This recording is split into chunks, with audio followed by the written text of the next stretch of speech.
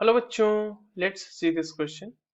Tooth decay is caused by deficiency of fluorides, lead, sulphates and nitrates. ठीक है, तो चलिए इस क्वेश्चन को सॉल्व करते हैं बच्चों। और सबसे पहले ये देखते हैं कि ये क्वेश्चन किस की कॉन्सेप्ट की मदद से सॉल्व होने वाला है।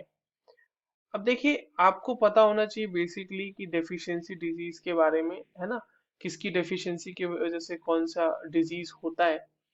और आपको बेसिकली पता होना चाहिए बोन्स एंड टीथ डिके के बारे में। Bones and teeth decay. ठीक है, नाउ सी, फ्लोराइड्स जो होते हैं ना, वो बहुत ही एसेंशियल कंपोनेंट्स हैं। बेसिकली अगर हम फ्लोराइड्स की बात करें तो ह्यूमन बॉडी में मोस्ट ऑफ फ्लोराइड्स जो हैं वो बोन्स और टीथ में प्रेजेंट होते हैं। तो fluorides are essential component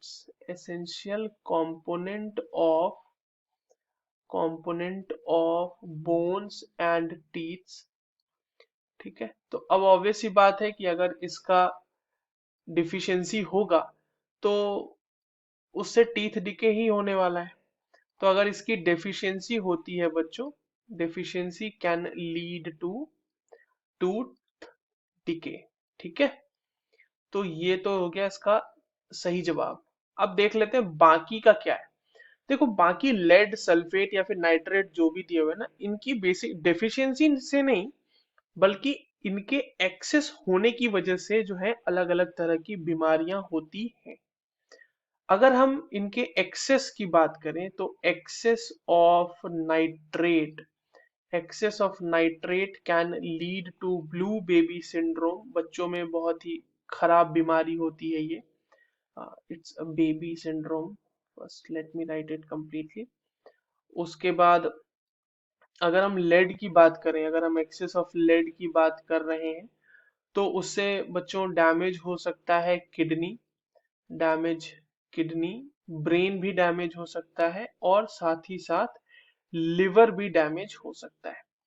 access of sulphates की अगर हम बात करें तो इट कॉजेज लैक्सेटिव इफेक्ट का मतलब क्या होता है बच्चों? इजी मूवमेंट ऑफ बावेल, या फिर इसको हम सिंपली लूज मोशन की तरह समझ सकते हैं।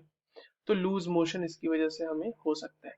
तो correct answer for the given question will be option number 1, fluorides. Tooth decay is caused by the deficiency of fluorides. I hope you understood this well. All the very best.